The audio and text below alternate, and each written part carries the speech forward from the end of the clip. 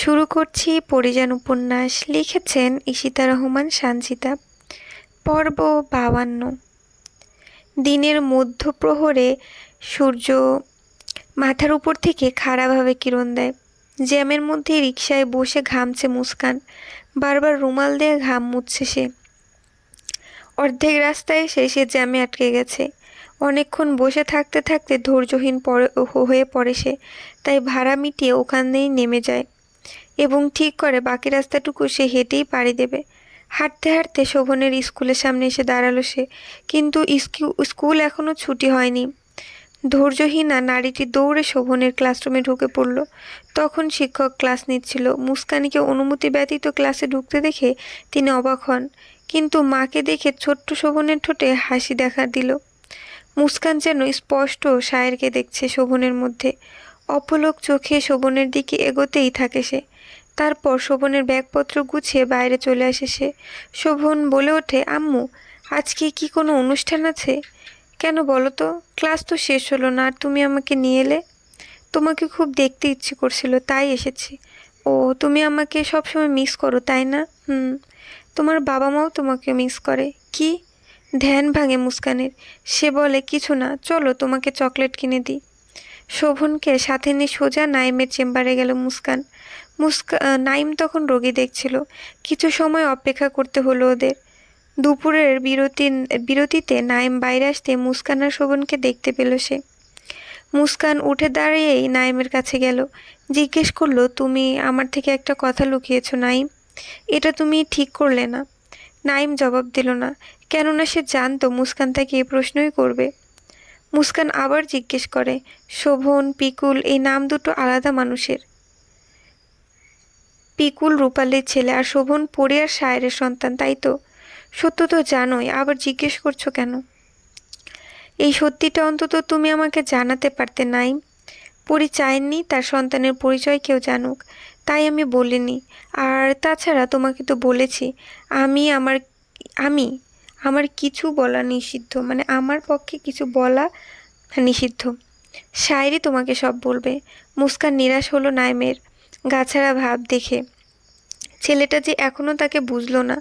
বিয়ের পর থেকেই দেখে আসছে নাইমের এমন উদাস ভাবটা। বিয়ের দিনই শোভনকে মুস্কানের হাতে তুলে দিয়েছিল নাইম। একজন আদর্শ মা হতে বলেছিল মুস্কানকে। তখন ছোট্ট শোভনের বয়স মাত্র 8 মাস।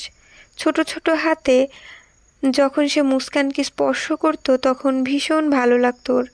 মাতৃত্বের স্বাদ পেত সে। কিন্তু আফসোস, এই যে এত বছর পর শোভনের আসল পরিচয় জানতে পারেও। নাইম শুরুতেই বলেছিল মুস্কান যেন তাকে শোভনের বিষয়ে কোনো প্রশ্ন না করে। মুস্কান তাই করে, কেননা এত সুন্দর একটি শিশুকে ফিরিয়ে দেওয়ার সাধ্য কারো নাই। অসম্ভব সৌন্দর্যের অধিকারী এই শিশুটি। দেখলে মন প্রাণ জুড়িয়ে যায় মুস্কানের। তাই তো বাবা মায়ের অমতেই এই বিয়েতে সে রাজি হয়। মুস্কান নাইমকে ফিরিয়ে দিলে সে হয়তো অন্য কোনো নারীর সাথে বিবাহ বন্ধনে আবদ্ধ হতো। যদি সেই নারী শোভনের মা না হয়ে উঠতে পারে, ভালোবাসতে না পারে। এজন্যই মুস্কান শোভনকে আপন করে নিয়েছিল, একটা সুখী পরিবার গড়ে তুলেছিল। শোভনকে নিয়ে বাসায় ফেরে মুস্কান। দুপুরের খাবার শেষ করে ঘুম পাড়িয়ে দেয় শোভনকে। মুস্কান ভাবতে লাগে সায়েরের কথা। সায়ের কি শোভনকে দেখেছে? আর দুদিন পর তার ফাঁসি, তবুও সায়ের একটা বার শোভনের সাথে দেখা করার ইচ্ছা পোষণ করেনি। কেন? এর মধ্যে কি কোনো রহস্য আছে?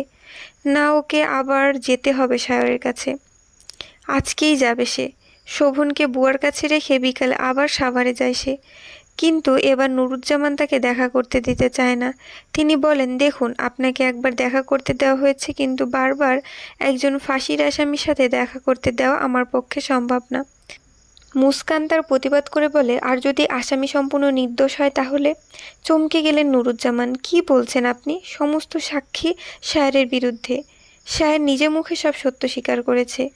আমরা সব তদন্ত করে দেখেছি। আমি যেটুকু দেখেছি, বুঝেছি, তাতে আমার মনে হচ্ছে সায়ের নির্দোষ। একটা খুনও সে করেনি। সব জানতে হলে আমাকে সায়েরের সাথে কথা বলতে হবে। দয়া করে আমাকে যেতে দিন। অতঃপর মুস্কান সায়েরের সম্পর্কে যতটুকু শুনেছে তা সব বলে দিল নুরুজ্জামানকে। সব শুনে নুরুজ্জামান বললেন তিনিও সব শুনবেন, তবে আড়াল থেকে, কারণ সায়ের নুরুজ্জামানের সামনে একটা কথাও বলবে না। দুজনই সায়েরের সেলে গেল। মুস্কান সামনে এলো, নুরুজ্জামান দেয়ালের ওপাশে রয়ে গেল। মুস্কানকে দেখে এগিয়ে এলো সায়ের, মুস্কি এসে বলল, কি রহস্য ভেদ করে এলেন সাংবাদিক ম্যাডাম? আপনাকে বোঝার সাধ্য পরিছাড়ার কারণেই। এজন্য আমি ঠিক বুঝতে পারছি না আপনাকে। আমার বাপ আজরের হাত থেকে সৃষ্টি সে। মনে মনে কথা সে বুঝতে পারবে না তো, মনের কথা সে বুঝতে পারবে না তো কে বুঝতে পারবে? শায়ের একটু চুপ থেকে বলে, পরিজান আমাকে একটা কথা বলেছিল জানেন? বলেছিল, এটা পৃথিবী, বেহেশত নয়। এখানে চক্ষু মুদন করে কাউকে বিশ্বাস করা উচিত না। কথাটা ঠিকই বলেছে সে। তাই তো পরিজান এই পৃথিবীতে শুধু আমাকে বিশ্বাস করেছে। মুস্কান বারবার বিস্মিত হচ্ছে শায়েরের কথায়। পরি ঠিকই বলেছে, এই ছেলেটার প্রতিটি কথায় জাদু আছে। মুস্কান বলে, আপনার কি শোভনকে দেখতে ইচ্ছা করে না? অন্তত ফাঁসির আগে ছেলেকে শেষ দেখা দেখতে চান না? ওর কথা আমার সামনে বলবেন না। আচ্ছা, বলবো না। তবে এটা বলুন, শোভনকে কেন নাইমের কাছে রেখেছেন? এত বিশ্বাস নাইমকে কেন করলেন? অন্য কেউ ছিল না? ডাক্তারবাবুকে বিশ্বাস করি বলে নিঃসন্তানকে তার হাতে তুলে দিয়েছি। শুধু তাই নয়, 10টা মাস আমার পরিজন তার কাছেই ছিল। হাসপাতালে শায়ের নাইমের মুখোমুখি দাঁড়িয়ে আছে। মানে এখন ফিরে যাবে ওই যে শায়ের পরীকে হাসপাতালে নিয়ে গেছিল এবং নাইমের সাথে দেখা হলো ওই জায়গাটাতে। হাসপাতালে শায়ের নাইমের মুখোমুখি দাঁড়িয়ে আছে। নাইম এখনও জানে না পরীকে কেন এখানে আনা হয়েছে। সে জিজ্ঞেসও করেনি পরীর কী অবস্থা। শায়ের চিন্তায় কোনো কথা বলতে পারছে না। এমন সময় ডাক্তার রেবেকা বের হয়ে এলেন। শায়েরকে উদ্দেশ্য করে বললেন, আপনার স্ত্রীর অবস্থা খুব একটা ভালো নয়। মুখটা অতটাও পুড়ে যায়নি, তবে শরীরের আঘাতগুলো অনেক বেশি। এরকম অস্ত্রের আঘাত সে পেল কীভাবে? শায়ের জবাব দিতে পারে না। তবে নাইম বেশ অবাক হয়। ও রেবেকাকে জিজ্ঞেস করে, কি হয়েছে আপু? পরীর মুখ পুড়েছে মানে কি? শেষ কথাটা শায়েরকে উদ্দেশ্য করেই বলে নাইম। রেবেকা বললেন, তুমি চেনো মেয়েটাকে? হ্যাঁ চিনি, কিন্তু কি হয়েছে বলুন। আসলে নাইম, মেয়েটার মুখ অর্ধেক পুড়ে গেছে কোনোভাবে। চিকিৎসা করলে পুরোপুরি ঠিক না হলেও কিছুটা ঠিক হবে। ভাত পায়ে এবং শরীরে অসংখ্য ধারালো অস্ত্রের দাগ। এর মধ্যে মেয়েটা গর্ভবতী। জানি না এখন আমার কি করা উচিত। শায়ের যেন স্তব্ধ হয়ে গেল। পরি মা হতে চলেছে।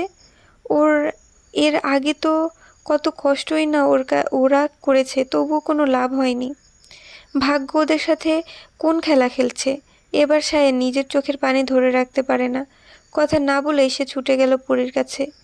মুখে তার ব্যান্ডেজ করা, ঘুমের ইঞ্জেকশন দেওয়া হয়েছে, বিধায় ঘুমাচ্ছে পরি। শায়ের প্রিয়তমার ক্ষতবিক্ষত হাতটা ধরে, যত্নে চুম্বন করে, হাতটা বুকে চেপে ধরে বলে, আমি পাথরের ন্যায় হয়ে গেছি পরিজান। ঢেউয়ের পর ঢেউ আসুক আমি নিশ্চুপ থাকব, কিন্তু আপনিই না কেউ যেন না আসে। তাহলে আমি ভেঙে চুরমার হয়ে সমুদ্রের তলে তলিয়ে যাব। আপনাকে ছাড়া আমি অসহায়, ভীষণ অসহায়। আমাকে ছেড়ে যাবেন না। আপনি যে মাতৃত্ব চেয়েছিলেন আল্লাহ আপনাকে দিয়েছেন, কিন্তু এখন এই মাতৃত্ব নিয়েও আপনাকে যুদ্ধ করতে হবে। পরি ঘুমন্ত বিধায় জানতে পারল না তার স্বামী তাকে এখনো কতখানি ভালোবাসে। তার স্বামীর বুকের জমানো ভালোবাসার যত্ন দিয়ে বাঁধানো শুধু তারই জন্য রত্ন আছে। মানে এখানে বলা হচ্ছে, মানে পরে স্বামীর বুকের জমানো ভালোবাসা শুধু তার জন্যই রত্ন বুনে। ভালোবাসার শেষ নেই যদি সেই ভালোবাসা প্রকৃত হয়। সেই ভালোবাসা কখনো শেষ হয় না, শুধু পরিবর্তন হয় নতুন কিছুতে। পৃথিবীতে যেমন ঋতু পরিবর্তন হয়, ঠিক তেমনই গ্রীষ্ম, বর্ষা, শরৎ, হেমন্ত, শীত ও বসন্তের মতো ভালোবাসারও ঋতু পরিবর্তন হয়। ভালোবাসা, বিয়ে, সংসারের মতো পরিবর্তন হয় যুগ যুগ ধরে। শায়ের জানে না তার প্রিয়তমার সাথে কি তার আদৌ এক যুগ থাকতে পারবে কিনা। নাইম রেবেকার সাথে কথা বলছিল পরীর বিষয়। বাচ্চাটা কি পরী জন্ম দিতে পারবে কিনা, নাকি পরীর জীবনে ঝুঁকি থাকবে। রেবেকা বললেন, দেখো নাইম, পরীর শরীর এখন ঠিক না। 3 মাস লাগবে ওর মুখ ঠিক হতে, তবে তারও বেশি লাগতে পারে। আমি নিশ্চিত নই। ওর শরীরের ক্ষতগুলো সারতে মাসখানেক তো লাগবেই। তখন ওর শরীরের কতটা উন্নতি হবে তা আমি এখন বলতে পারবো না। যদি ওর শরীর খারাপ থাকে তাহলে তখন অ্যাবর্শন করা যাবে। পরীর অনুমতিও তো নিতে হবে। আগে পরী সুস্থ হোক, তারপর দেখা যাবে।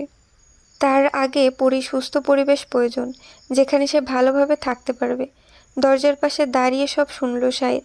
এই মুহূর্তে পরীকে কিছুতেই নূরনগরে নেওয়া যাবে না। একটু সুস্থ হলেই পরি আবার হত্যা খেলায় মেতে উঠবে, এতে পরির জীবনের আশঙ্কা আছে। সেজন্য সায়ের নাইমের কাছে গিয়ে বলে, আপনি পারবেন আমার পরিজানকে আপনার কাছে রাখতে? বেশি দিন নয়, পরিজান একটু সুস্থ হলেই আমি তাকে নিয়ে যাব। কেন বলুন তো? পরীকে বাড়িতে নিয়ে যান, সেখানে ওর পরিবার আছে। পরি সেখানে থাকলে আরও তাড়াতাড়ি সুস্থ হবে। আপনাকে আমি এখন কিছু বলতে পারছি না, তবে এটুকু বলছি যে নূরনগর এখন পরিজানের জন্য নিরাপদ নয়।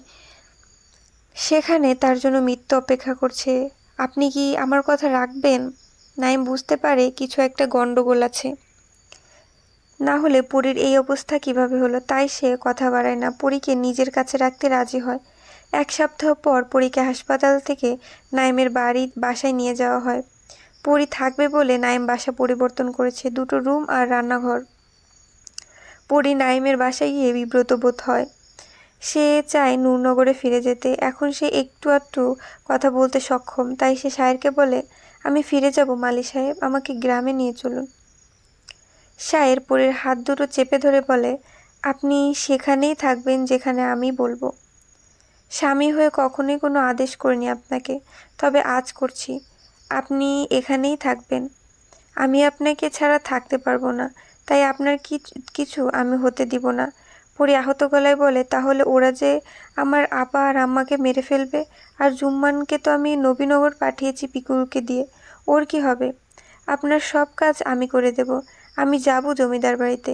আপনার পরিবার রক্ষা করার দায়িত্ব আমার, আপনি চিন্তা করবেন না। পরীর কাঁদতে খুব ইচ্ছা করছে, কিন্তু এখন কাঁদা যাবে না, তাহলে ওর যন্ত্রণা বাড়বে। শায়ের চলে যাবে ভেবে পরীর ভেতরটা চুরমার হচ্ছে, কিন্তু স্বামীকে এখন তার বিদায় দিতে হবে। শায়ের নিজেও আর দেরি করে না, আবার সে পরীর কাছে ফিরে আসবে বলে গভীর স্পর্শকে দিয়ে চলে যায় সে। নাইমের কাছে তার সবচেয়ে প্রিয় আমানত রেখে সে দূরে পাড়ি জমায়। উপন্যাসটির বাকি পর্বগুলো দেখতে আমার চ্যানেলটা সাবস্ক্রাইব করে দেবেন, এবং যদি আগের পর্বগুলো দেখতে চান তাহলে আমার চ্যানেলের প্লেলিস্ট চেক করতে পারেন।